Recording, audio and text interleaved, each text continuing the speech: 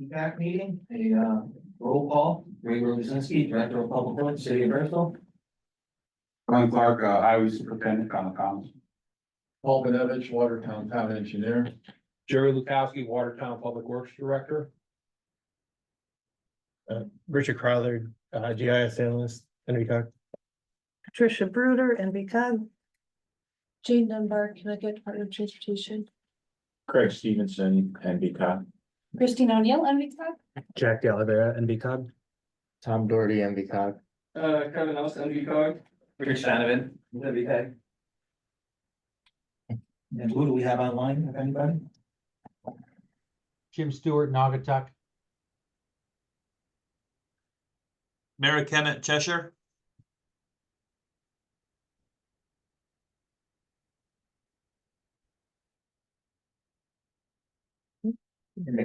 Also Karen.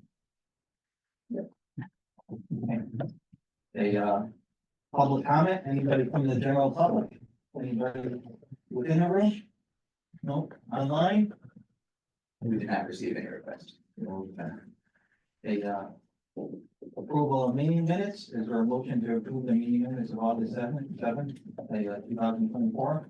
Make a motion. Motion is made, is there a second? Second. Any discussion? All in favor? Aye. A transportation planning, complete streets guideline, Kevin? Yes, thank you. Good morning, everyone. So this is something that we've been working on here at NVCOG for, I'd say, almost a year, maybe even more. This is a guidebook that, there's a link included in the packet, in the agenda packet that I sent out. This is a resource intended for all of our municipalities to help design their streets to be more of a complete street. So this breaks down, overview for all sorts of technical ideas about like speed humps, speed bumps, crosswalk bump outs, and it really dives into all sorts of various aspects from road diets to traffic calming to stormwater management. All of this can be found in the guidebook. So if you want to sit down and talk with me more, maybe if you want to do a page turn about anything specific, please let me know. I'd be willing to do that. And of course, give it a page turn yourself. If you have any locations in municipalities that you think will be a good candidate for any sorts of complete streets work, we would love to help you with that. We can put things in the guidebook. Now, the intent of the guidebook is more of a starting place. It's not going to give you full fleshed out technical specifications. It's like a quick hit. Here is a thing that you can do on your streets to make it better. This is when you can use it. This is maybe when you shouldn't use it, and maybe some quick technical overviews. It is something that obviously is targeted for public works officials and engineers, but also intended for general public use as well. So anyone who had desire to, like a CEO or any just member of the public, can open the book and then dive in and try to make a difference for their streets. So again, the link is included in the agenda packet for the full guidebook, and I'll take any questions on it. I guess, mine isn't really a question, but I would say that we're trying to rewrite our city street ordinance. We want to include a component for complete streets.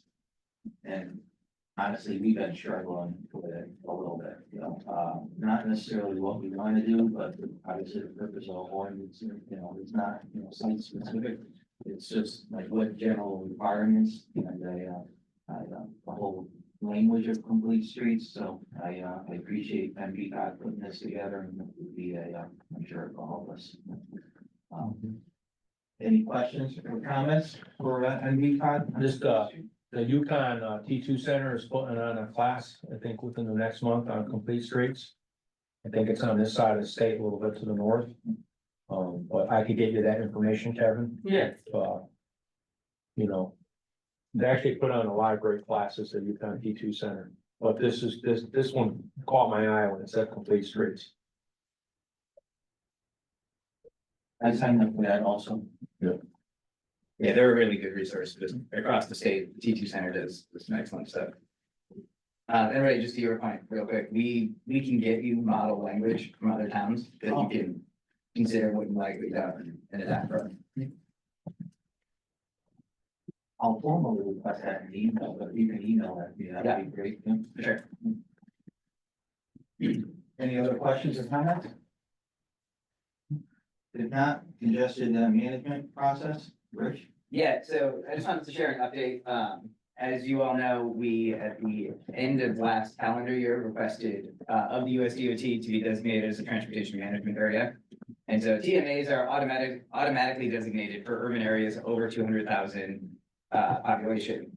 The Waterbury urban area is about 700 people short of that designation, and so we requested it be granted through the secondary process, which is concurrence of the governor and the secretary of USDOT. The benefit to that request was that we, as a region, now have more authority when it comes to programming federal dollars through the conduct process, particularly the Surface Transportation Block Grant Program, and then the set asides, the Transportation Alternatives Program, and others like it. But the other side to being a TMA is that there is a more stringent certification process with USDOT. NVCOG, we are part of 3 other TMAs. And so we have been planning, our transportation planning process is already in line with the federal guidance in almost every way. And so it's required very little change on our part. And I want to, while I have a moment, thank Jack de Oliveira for doing a very thorough review of the federal regulations and our own planning process to ensure that compliance. But the one element that remained was for the Waterbury urban area to put together a congestion management process and documentation about that process. And so this really takes a data-driven approach to congestion in the region and includes that as a decision-making component in our project prioritization and planning. And so we're in the process now of finalizing that document. Rich Crowther's been working pretty extensively with the data that is provided by USDOT regarding congestion in the area. We're relatively fortunate, you know, we have to do this for the Bridgeport area, and that is definitely worse. So the Waterbury area's congestion management process is relatively straightforward. But we intend to bring a document before the full CNV MPO board in February. And so we'll likely present a draft of that to all of you in December to review. So if you take the TMA, you propose it over in the region. They assume it doesn't encompass all communities, correct? What are the general limits for it, and what impact would that have on ones that are in versus the ones that are out? Yeah, so like, ultimately, again, because we've been planning this way all along, it won't make a huge impact in terms of changing the way that we do our work. You know, congestion, all of the federal planning factors have been considered when we put together our long range plans anyway. And so, like I said, most of our region is part of an urban area, but only a small piece of it is Waterbury. The whole southern end of the region, basically from Seymour down, and including Oxford and Oxford, Southbury, parts of Woodbury, are the Bridgeport, Sanford urban area. The northeast end of our region is the Hartford urban area, and so that's Bristol, Thomaston, and Plymouth. Cheshire is part of the New Haven urban area, and so the Waterbury urban area is parts of Beacon Falls, Waterbury, Prospect, Middlebury. It extends out into Woodbury for a small way, and Naugatuck. And so for those towns, we'll have better documentation of where congestion is an issue and some of the plans and processes that are in place to address that going forward. The towns that are part of other urban areas already have documents put together by either a coalition of or the primary COG over that urban area. Any questions or comments on the congestion management? If not, move on. A quick build demonstration project. Kevin? Yes, so this is something that Connecticut DOT published a couple months ago, back in June. So this new program is based off of the quick build programs that was funded with us, Smart Growth America. We have two projects in the region, one in Bristol and one in Waterbury. They were both really successful, and the state wanted to implement this for their own state routes. So online, I can get you a link after the meeting, but there is a quick directive from Connecticut DOT, which basically goes over how this program works. But essentially, it is very similar to how the Smart Growth America program works. You can get a temporary project along a state route. You can get a temporary approachment permit, and then you can do a quick little demonstration project to maybe, go to a more permanent, construction state. So we're talking about like protected bike lanes, pedestrian crossings, road diets, curb extensions, street furniture, wayfinding signage, tactical urbanism, interventions and traffic calming measures are all eligible in, as part of this quick build program, as well as green infrastructure and public art installation. And all the allowable materials are all temporary stuff, like delineators, bollards, planters, flexi pave, like rubber tiles, those sorts of things. So if you're interested in this, you can talk to us here. We can try to get a quick build project on a state route in your community.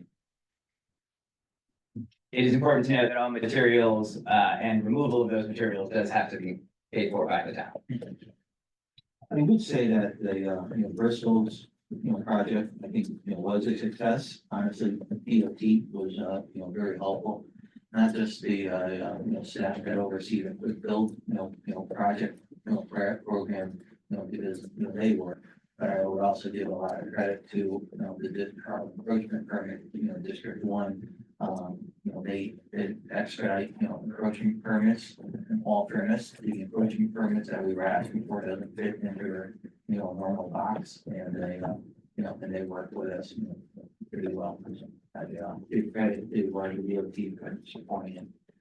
And I can say that as well, when we were working with Waterbury and their encroachment permit, they're getting very helpful, thinking outside the box and really getting something on the ground running. So this directive is basically keeping that process or continuing that process for basically any other community, any other state routes within the state.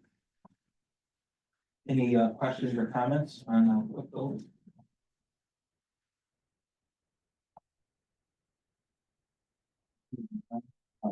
Model municipal lighting policy. Yes, so, Karen attended a webinar, maybe like a month or so ago, talking about, lights out and light pollution. So there's two handouts, there's one right there and one table right here. It's basically talking about the impact of light pollution, just on the environment for communities and for nature. So, the biggest thing about, the whole initiative is called Lights Out Connecticut, and the biggest, benefit to doing this is, light pollution is really harmful to birds. Millions of birds pass through Connecticut every spring, and most of these birds pass through Connecticut at nighttime. So over the past 100 years or so, this light pollution has caused a lot of issues for birds, and maybe 1 to 2 billion birds were killed by building collisions in the whole US. And part of this is due to light pollution. So lights out, the benefits are you can save energy and fossil fuel usage. If you have less light pollution, you're directing the light more, so you can use less of it. Reducing carbon emissions, reducing light pollution overall, which will help with stargazing. It'll help people's health for those who are impacted by artificial light during the night we're trying to sleep. So, so there's some general requirements that is included in the handout, and of course, if you have any other questions about how to implement this within your communities, we'd be happy to answer them. So Bristol, probably like most communities, we purchased, our lights, so we have 5,000, we have 5,400, like 52 of them. We have never received a request to remove a light. We always get requests to add them. We do have criteria for them. The ones that they are most adamant are people want them for their security. Yeah. We always point out that the lights out for your security. Like your individual property, like, the streets, but we are aware of there's even a dark sky initiative that, I'm sure that's, part of it. Yeah. But honestly, I would say there's probably very limited support within the residents, of Bristol to actually, remove the lights. We even look at that. Cost savings, over the many years, felt that, the residents just want to be, accepted. By the same token, even with our streetscape projects, we routinely take down like the overhead, original, street lights, and we replace them with, pedestrian lights, which in theory only like, sidewalk, but honestly, we've never had, a problem. It's a combination of, lighting off buildings and, things of that nature, so. Amazing. how much doesn't block their lights, and how problematic it is when it goes on. This is in particular as we approach, Halloween, Mhm. panic calls like the day before Halloween, Yeah. So, I think the biggest push for me personally is shifting from like the clipper heads, which kind of illuminate everything, to more targeted lights that only illuminate downwards, which will still serve the purpose of lighting the area adequately for safety, but and reducing light pollution, so the light doesn't kind of go up into the sky as much.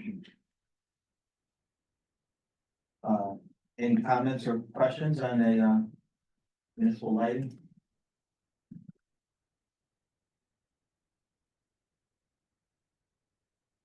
Yep, so.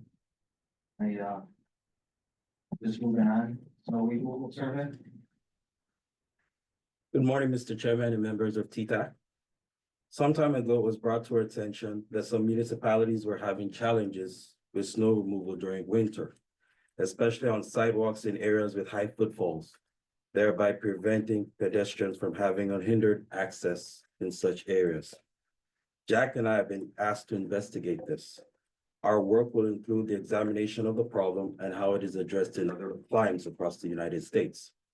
To further address the issue, we request your kind indulgence to participate in a survey that we'll be sending to you shortly. The survey looks at practices, personnel, and equipment availability and/or requirements in your municipalities. Please note that we intend to also survey all municipalities in the state through our sister COGs to elicit their views as well. With the data gathered, we hope to be able to come up with recommendations on best practices to effectively manage the situation and to ultimately ensure that there is unfettered access for pedestrians and those engaging in active transportation on our sidewalks in downtown areas and other areas of high footfall during the winter season. At this point, Mr. Chairman, with your kind permission, I would like to pause for comments and questions. Thank you for listening. So I guess just do a, maybe I am talking a little bit more in this meeting, just to kind of initiate I'm even gonna call on people after this. In Bristol, sidewalks, clearing sidewalks are a responsibility of the, private property owners. So Bristol would prefer not having something labeled best management practices out of NVCOG that contradicts our city ordinance that have been in place, since the sixties, I would say that when we recently, as we do more and more streetscapes, one thing that I did change is, because there are a lot of questions, and honestly, we do get complaints that people don't clear the sidewalks. We do have a set, procedure. Our procedure really consists of, notifying them and then very quickly just going out, clearing the sidewalks, and billing them. So we do get a large number of complaints, but for our streetscape projects, I did just tweak, the ordinance that made it clear that the, for ordinance, you have to clear the sidewalk, not like everything associated with it, streetscape. And then other things that we do on our areas of streetscapes, we try not to plow the snow back onto the streetscapes. Like if there's a center island, we plow the snow to the center of the road. Some of our streetscapes are changing, so we're actually gonna but we do have like ankle parking for plow the snow, up without trying to get it on the sidewalk. So those are some of the kind of issues that, we deal with. We also have for our corners where we pile snow up, we'll go in and remove those, so not every complaint results in a fine. We really do look at it. If the snow was, excessively put up there by us, we'll somewhat, take care of it. So. With that said, I don't know if there's any other comments or questions on, Roy? Or the big city like, Waterbury, what does, Waterbury do? Well, my first comment is I think everybody should have coffee here because it's way too quiet. Volume. The second thing is, based on Waterbury, Watertown, the experience we have is the interface between the sidewalks and the roadways. Typically, there's a strip, typically at state roads, the circle roadway before you get to the sidewalk, the handicap ramp or whatever. And that was a significant point of contention about whose responsibility it was to clear that. You know, we got into the whole, homeowner, shoveling it out if they get hurt, who's liable because they're shoveling it on state roads or town roads and, the handicap ramps and, the intersection with the road was the most problematic, portion of it. I don't think that issue's been resolved yet. You know, DOT's position, was less than, cooperative in that regard as far as clearing that area. They made it responsibility of town. Town was talking with the homeowners said it's too heavy, it's on the road, I'm not doing it. And we wound up going out there trying to deal with it by hand or with, manual what said. That's been kind of a sticking point in my experience. Surprisingly for us in Bristol, that's not the issue. We quote the city ordinance and that, certainly people don't like it. We get pushback. It actually makes it very problematic to add sidewalks, in other areas in the city because people, realize that for city ordinance, they're responsible for the sidewalk. In Bristol, that includes like the sidewalk cracks, you have to, replace it, but it also includes, snow. Years ago, probably 20 years ago, Board of Ed used to clear sidewalks, close to their schools, but they stopped doing that. So they, luckily for our ordinance, it's fairly consistent. Now, what I tell our council and our mayors, maybe I'm wrong, but I'd be interested to see what the survey, says, which is Bristol ordinance that requires people to clear the sidewalks is a common ordinance throughout the state, especially for like bigger cities that had, that always had, ordinances, I would assume, the smaller towns that traditionally didn't have that, sidewalks didn't even have an ordinance to it, so it may vary on the small towns. And it's also my understanding that, Wallingford got sued, a number of years ago, and actually changed their policy, because of it. For us, we do get sued every now and then, it's a deep ticket to our insurance there. Who who requested to have the survey? Ultimately, actually, the conversation started by Ray. Oh, really? Yeah, I don't know if you remember back in, it might have been March, when we met, we were talking about something similar to it. Yeah, and so I think to your point, I don't know that we will publish findings as best practices, but just as findings of a survey. Well, our goal really is to understand what are the challenges that towns across the state are facing, and then is there some kind of solution out there we can look to? And if it's something like, the coordination between DOT and town maintenance, is there a conversation we can have collectively to help get answers that maybe individual towns cannot have or won't have the same success with? One of the other things that we're looking at, PennDOT's recent Complete Streets engineering directive will now add a lot of features into your towns on state roads that formerly were not maintained by DOT. So things like if you had curb bump outs, they would not plow the parking between those bump outs. And I don't know, and Jane, I hate to put you on the spot, but I don't know if you know the answer yet either as to whether the maintenance districts are changing their policy regarding how they maintain complete streets elements. So in all fairness, before we go to the DOT, sort of Bristol is very similar to most communities. And the DOT is just completing our, West End into the streetscape project. Without a doubt, the city of Bristol is responsible for the streets, all that. We knew that, going in, right? Honestly, don't have an issue with it.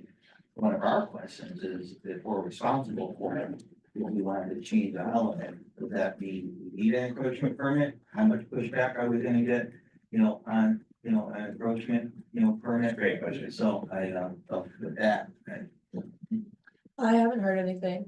I can double check and let you guys know and follow up. I don't know about the encroachment permit stuff especially. I can double check with that, with the districts, but I don't know that they're looking to change any maintenance ordinances or anything. Sure. Yeah, and so it's an interesting point, because before, if a town wanted something like bump outs around parking, they had to request it and ultimately fight for it to get it. But now it is required in these projects as they're happening, especially in downtown areas. And so if they are a requirement of the department, but then you as a town are still required to maintain them and aren't prepared to do so, I think those are conversations that we need to start having. You know, just to understand where their position is, what our position is, some kind of agreement. Once again, for Bristol, it was talked about upfront. Mhm. It was always clear that City of Bristol is responsible for streetscape component. We don't have that, issue, with it, not to get, sidetracked off, but, snow. The specific issue in Bristol that we're talking about is a bus shelter was added. There's some residents that want the bus shelter out. Removed, and in which case we'll just put in, real money for this, for the city. The city would, like it moved, moved like 30 feet. We just have a question is, will we just simply move it, or do we need an encroachment permit? See if I can find out more for you. That's an interesting question. Yeah, but honestly, if in that case, I'll let, we do on it, Yeah, yeah. But yes, so we'll send the survey out, after today's meeting. I will be sending it to my peers at the other 8 COGs as well. And so our goal is to get answers from as many of the 169 towns as we can. Just to help compile answers to some of the questions that we've come up with. I can tell you what this forest told us. They're great authority over everything and responsibility for nothing. Yeah, pretty much. They make it very explicitly clear, the city is responsible. And if we're not responsible, a lot of the others lately, we've been actually signing, maintenance agreements with them or license or access agreements, so. They're documenting the fact that the city's on the hook for it. So once that policy comes down from, higher powers, that's a district's position. Yeah, and I think that's the conversation we're looking to see if we need to have. Jim, any input from Naugatuck?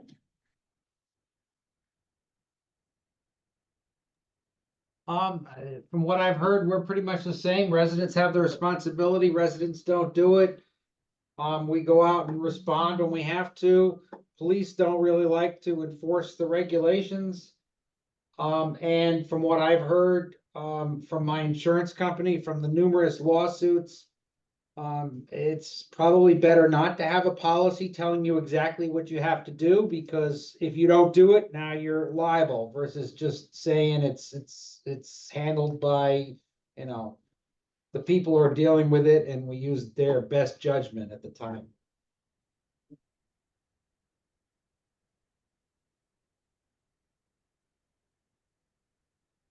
Like we've even had issues where we do go in and clear the sidewalks.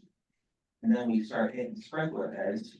The next thing you know, we're on the hook to replace sprinkler heads.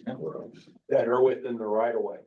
Yeah, and you're putting snow on their property, and they're upset with you, and We hit sprinkler heads on both sides. We hit them on private property and we hit them on a right of way where they don't, belong to begin with.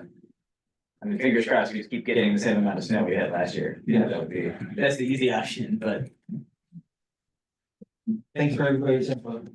Legislative up, if there are any, if there are no more questions or comments on, snow removal, a legislative update.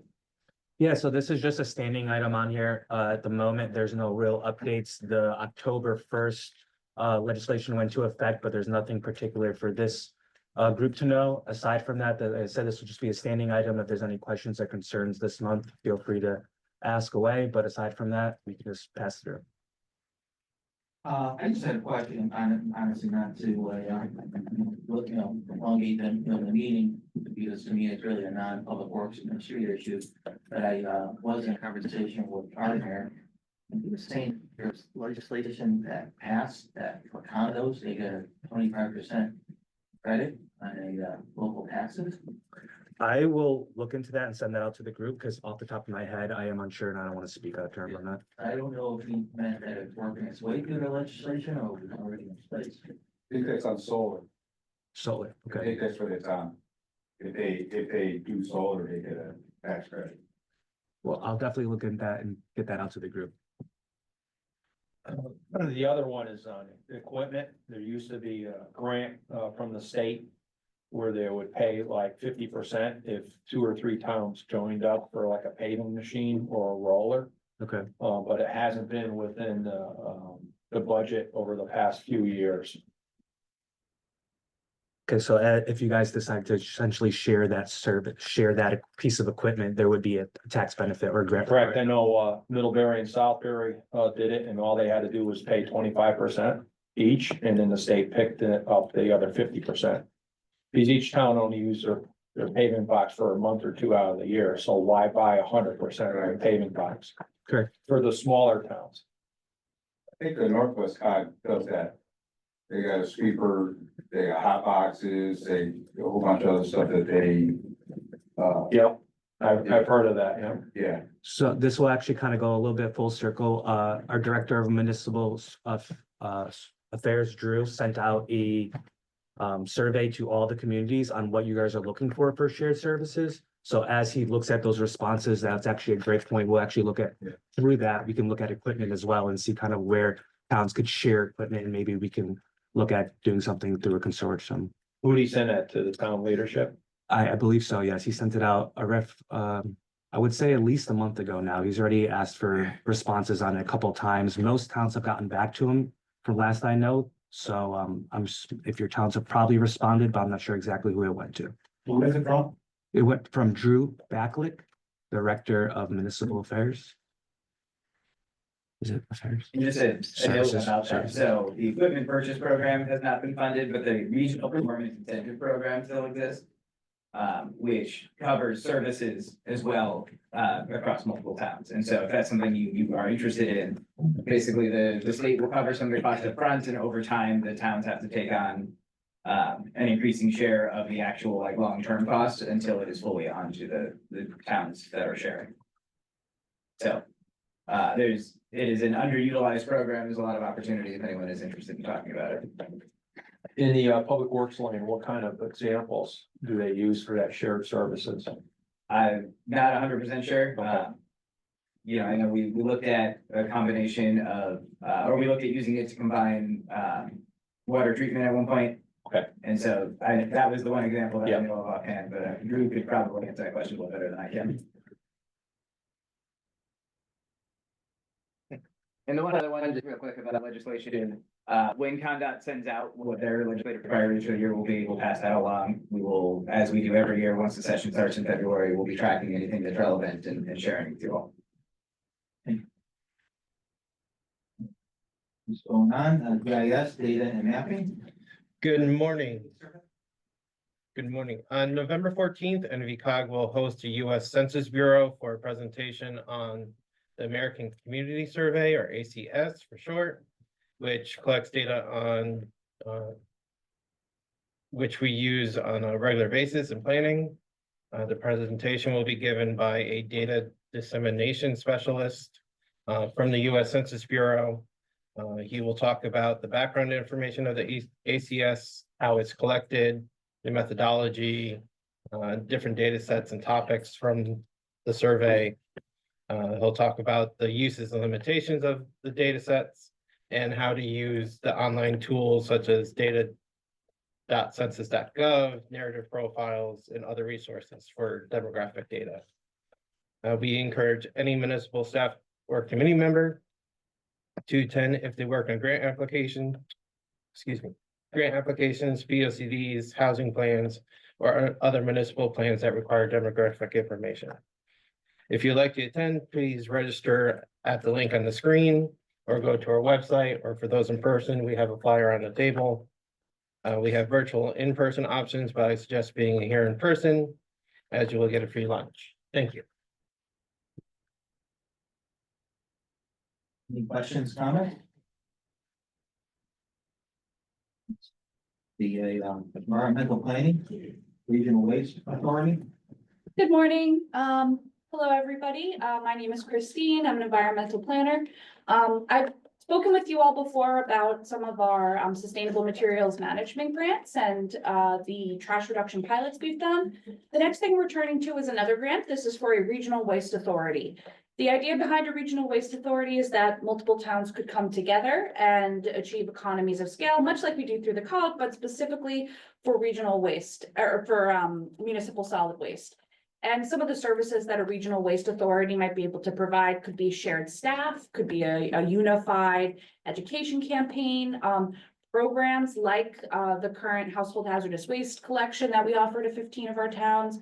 So we think that this would really help with the rising tip fees, with the capacity shortage, give more negotiating power to some of our towns and ultimately be a benefit. However, that's just sort of a supposition. We need a study to prove that. We need to actually look at the costs and benefits, and that's sort of the crux of this grant. So if you go to the next slide, please. So this is sort of how we're walking through this process. So DEEP gave us a grant. We created a waste committee that acts as the steering committee for this. They are a committee of the full NVCOG board, so it's staffed by the chief elected officials. But there are public meetings, so if anyone's really interested in this, you're welcome to join us the Friday before our monthly COG board meeting. Next, the COG staff, and this is sort of the phase we're in now, we're working on hiring a consultant through an RFP, RFQ process to conduct that feasibility study, and that includes existing conditions, and also looking at what towns want, where the capacity gaps are.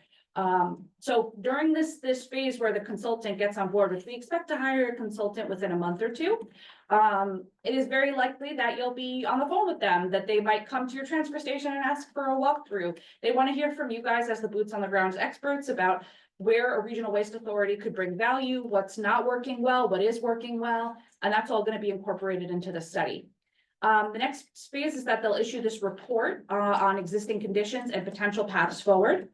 And then the waste committee votes to either form a regional waste authority, or there are several other options they could consider, like taking the BRFOC, right, the Bristol Resource Recovery Facility Operating Committee, and turning that into a regional waste authority, or joining an existing one like HRRA or CSWA. So there's several options. And so that's sort of the last step of phase one.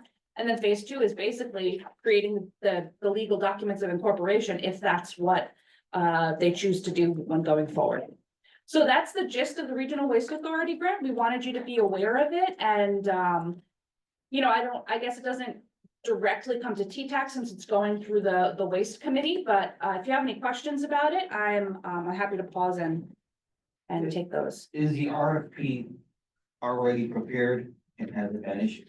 Yes, it's done. It's well, so it's a two-phase RFP. So it was issued a couple months ago, and we received 4 proposals. And then per the process we set up at the beginning, we selected the top 3 to move forward to phase 2. And now within a week or two, we should be getting the final cost proposals and scopes. And then we'll work with the waste committee to select the final consultant.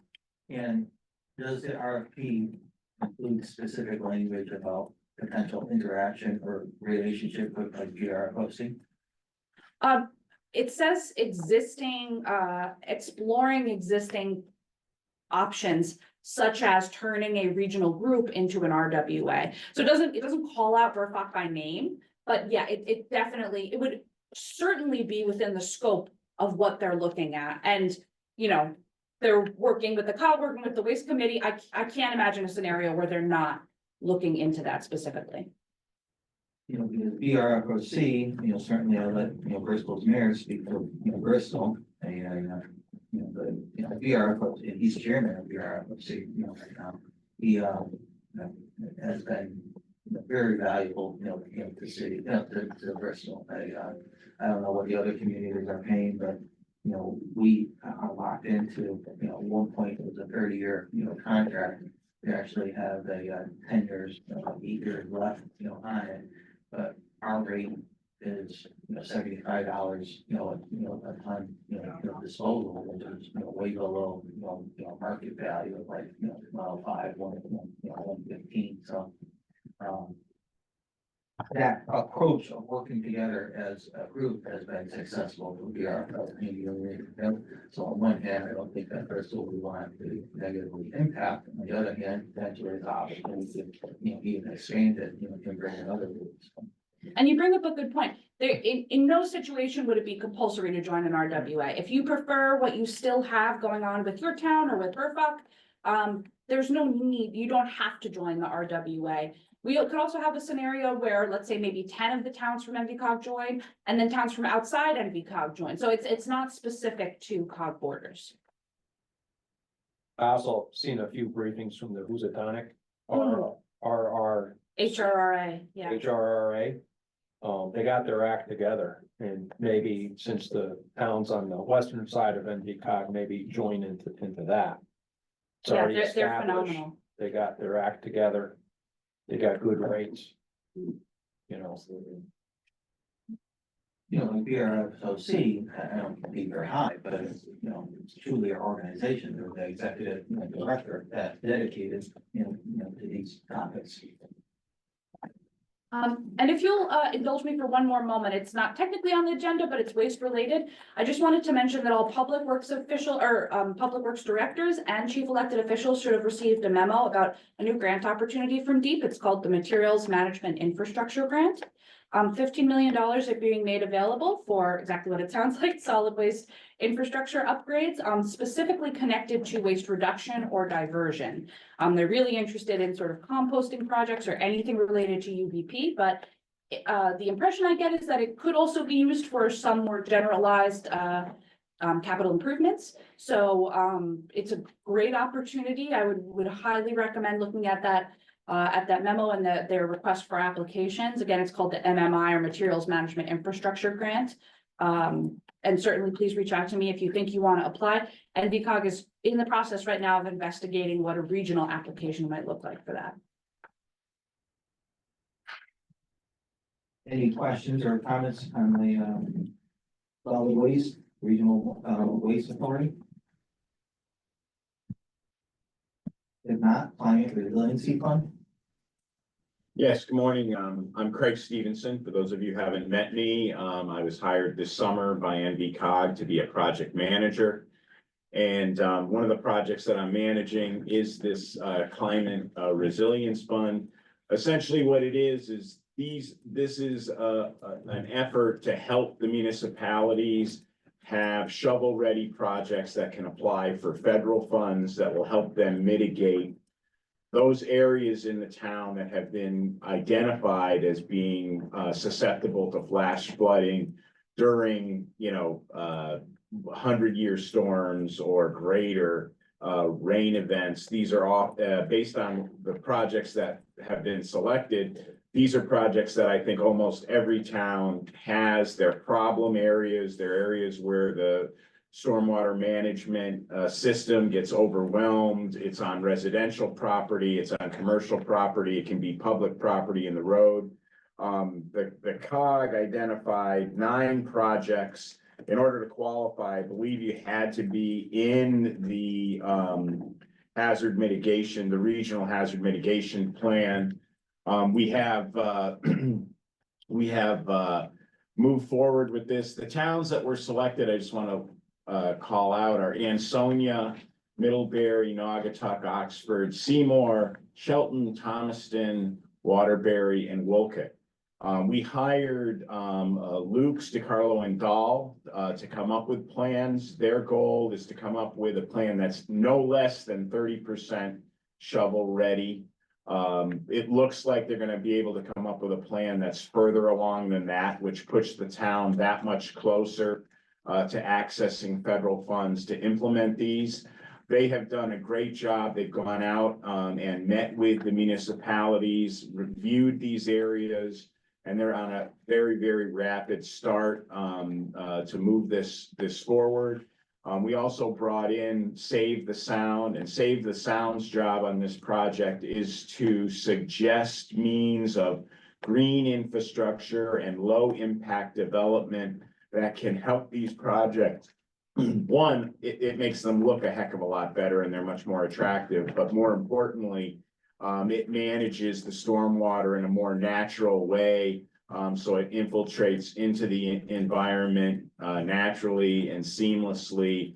And again, Save the Sound and Lux are working together. Terry Gallagher from what was DeCarlo and Dahl is heading up the design work. They're doing a great job. We just received notice this week that Deep is preparing for another round of this funding. So hopefully this is something that can continue, and there are implementation funds available in the next round, it would seem. So this is a great thing. These are what I would call sometimes nuisance projects. These are things that you probably get calls on every single time there's a heavy rainstorm. So hopefully this can be somewhat helpful.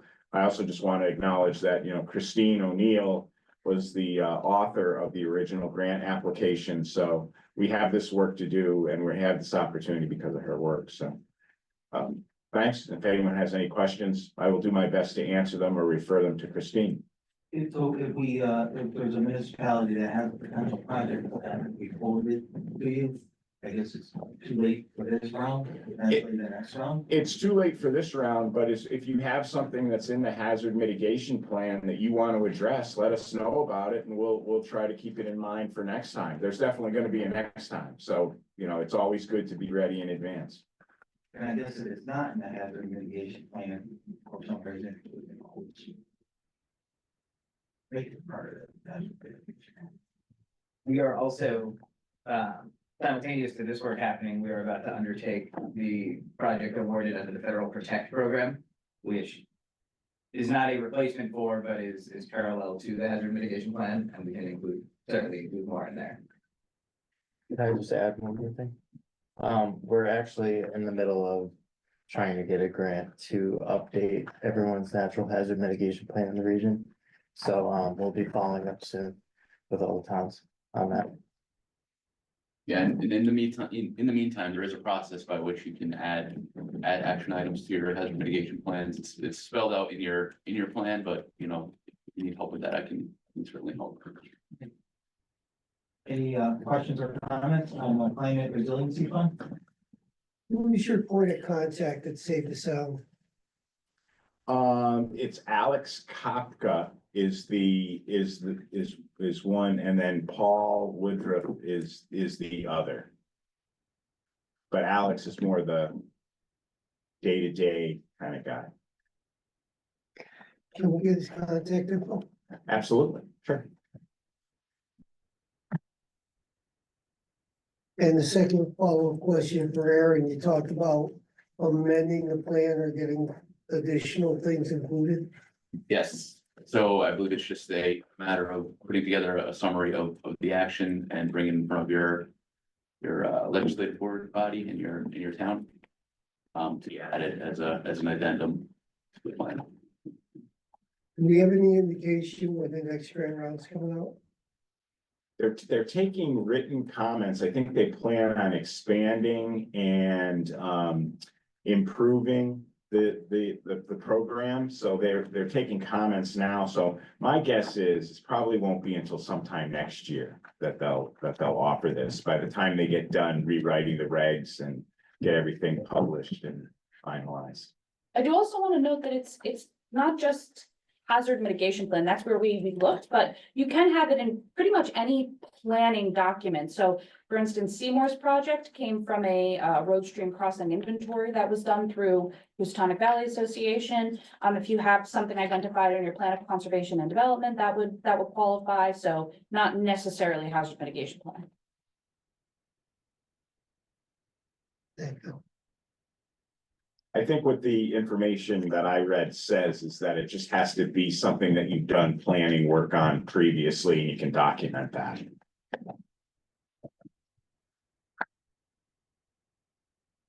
Any other questions or comments?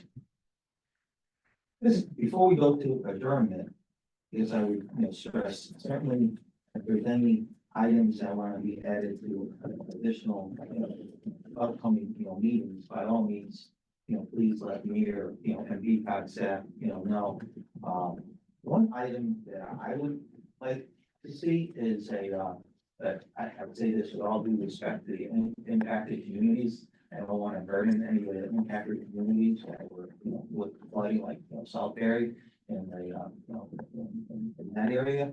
But at some point, if there could be a, almost like a lesson learned, I would love to, sit in on something like that. Sure. And my focus personally would be like, interaction with, FEMA. In Bristol, we have been through a couple of declared national, disasters for, flooding. So we're somewhat familiar, with the documentation and what assistance, is available and what assistance, is not, available. The last one that, we were involved in, was, Tropical Storm Isaias. So that was, a couple of years ago, last week, I got, another email saying, gee, we're closing out the project, we have these 5 things that, it's like my heart comes out of my chest, and you're like, you kidding me, So, so with all due respect to those towns, their focus is getting through the crisis. But if at some point there can be, whether it's part of this or other, environment, but like a roundtable, like, lesson, learned, discussion, that would, that would be valuable, to potential other communities. Sure, I think that's a really good call out. Drew, more than anyone, will tell you there will be a lot of like after action review based on this event. But there were a ton of lessons learned from it. There's a whole new system that was being used that I think they weren't quite ready to go live with. I got reported out, so, Yeah, crisis track. Exactly, yeah. So there was a lot learned at this event, and I think it's a great idea to share between towns.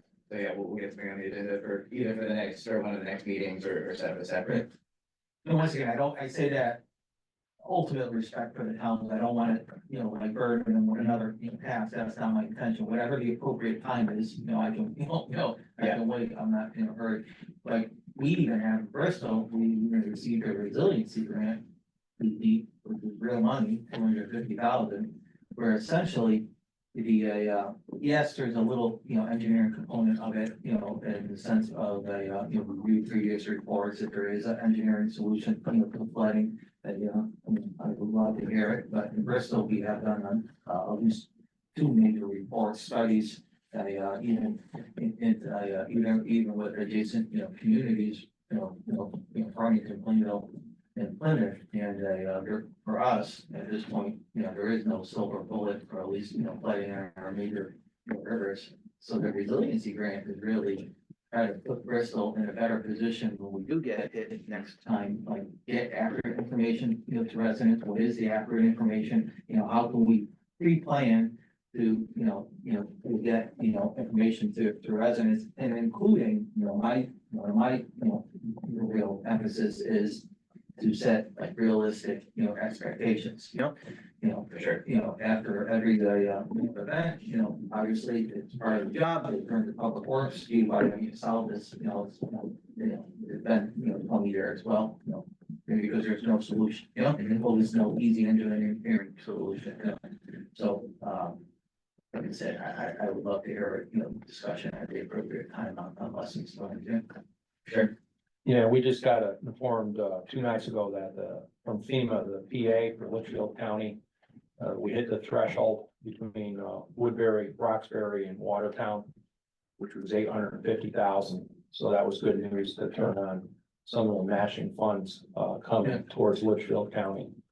And would also like to thank Drew for all his after action reports or summaries with Demas, that he gave us a lot of information on what we had to do. And you're right, after, it was 2 to 3 weeks after the storm, they gave us training on crisis track. So, which, I know Southbury is feeding all their information into it. But fortunately, their emergency management director had crisis track on his previous job.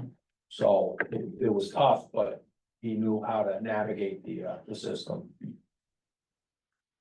Even if it's potentially someone from, FEMA, like. Was my understanding in Bristol, the issue with Bristol, why FEMA is, this doesn't meet the criteria. We have flooding in Bristol, but we really don't have flooding of first floor elevation. So everybody's, basement floods, I always tell the story, and this is, true, that, one storm, the FEMA came, to come, afterwards, our council chamber was full with, 200, residents. The FEMA representatives, stands up and says, who was substantially, damaged. Everybody, all the residents, raised their hand. FEMA glances over at me as you condemned all these houses. I said, honestly, you're literally not communicating correctly. Yeah. You gotta ask, like, who had flooding above their forest floor elevation? Nobody raised their hand. And in all fairness to our residents, if you ask them, and we were substantially damaged, sure I was. I just spent all weekend throwing out everything in my basement, dealing with it. But according to FEMA, and it's not, it doesn't even come close to meeting FEMA's, definition of substantial damage. So to me, my goal is to kind of get that information out to the community before it happens, so people have realistic expectations and, and know where they could get assistance if it is available. Yeah, absolutely. And that was certainly one of the issues here was, in the first few days especially, there was a lot of information, but not a lot of good answers. And so, I agree. I think having a conversation about this, it would be very valuable. Yeah, good or bad, we are a river valley. What happens in River Valley, so we're, we know it will happen again. The best we can do is be prepared for it before it does. Yeah. So if there are any items for that interest, the group, once again, contact, myself or NVCOG. Any other items to come before the committee?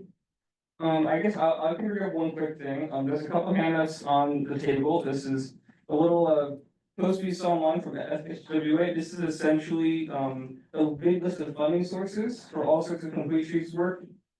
So it just lists off all sorts of funding grants that FHWA is doing, and basically any of these you can apply for various, big, complete streets related work. So it's on the table, just a quick little resource guide for funding opportunities. Is there a motion to adjourn? Motion. Second, Second. all in favor? Aye. Thank you for attending.